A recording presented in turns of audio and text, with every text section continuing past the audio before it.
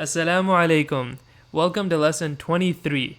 This is a short lesson where we take a look at the word Alladhi and its related words like Alladhina, which appear commonly in the Quran.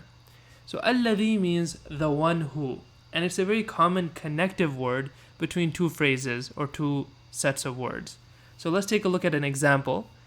Huwa alladhi sakhara al-bahra. He is the one who made the sea beneficial and so on. So huwa means he. Alladhi is the one who. Sakhara al-bahra, made the sea and so on. And so you see, alladhi, the role of alladhi is, it means the one who, and it connects this pronoun huwa with this phrase sakhara al-bahra. Okay? Now, the key thing that you have to know about alladhi is that it has to match its subject in gender and plurality. So if the subject is singular and masculine, then you use the word alladhi. But if it's dual, then you say alladhani. And if it's plural, alladhina. So we notice here the ani ending, that's very common for dual. And then we have alladhina. If it's feminine, the thas change. You don't see the thas anymore. Instead you see the tas. So alladhi becomes allati. Alladhani becomes allatani. And alladhina, actually, it becomes allati, not allatina like you might think. So allati. So go through this table. Alladhi, alladhani, alladhina, allati, allatani, allati. Okay? One other thing that you should know about these words, like alladhi and so on, is that they can only be used with definite subjects. Okay? So let's take a look at an example to make that clear. Let's say I want to say the two men who helped me will not return.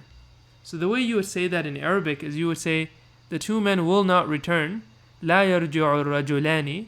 The two men, this is the dual form of rajul, will not return. لا يرجع. Which two men? اللذان نصراني. The ones who, اللذان نصراني. The ones that helped me. Nasara is the two of them that helped.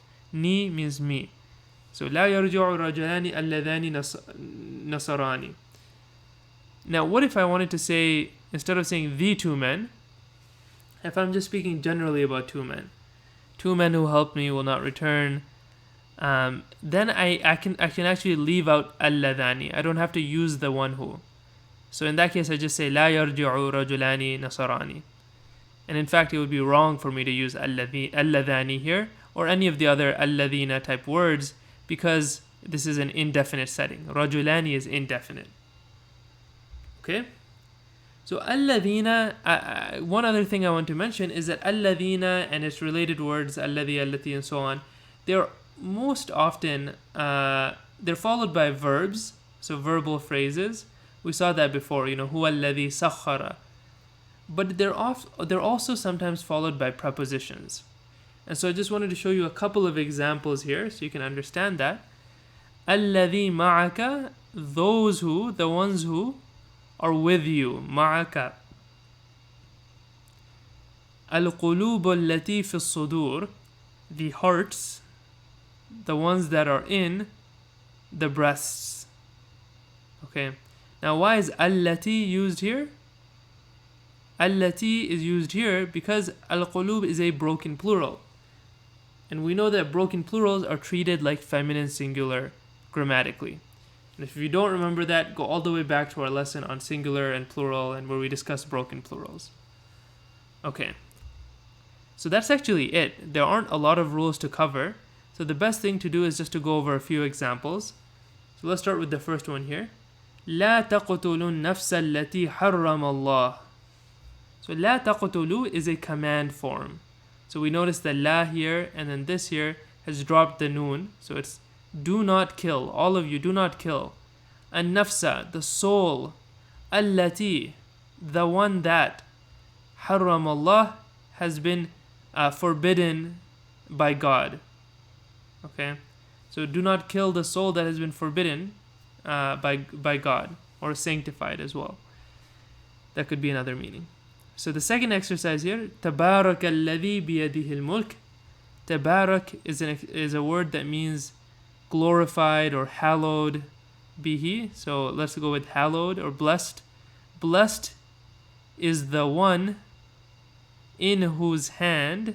So blessed is the one, biyadih, in his hand is the kingdom. Tabarak Alladhi biyadihil mulk.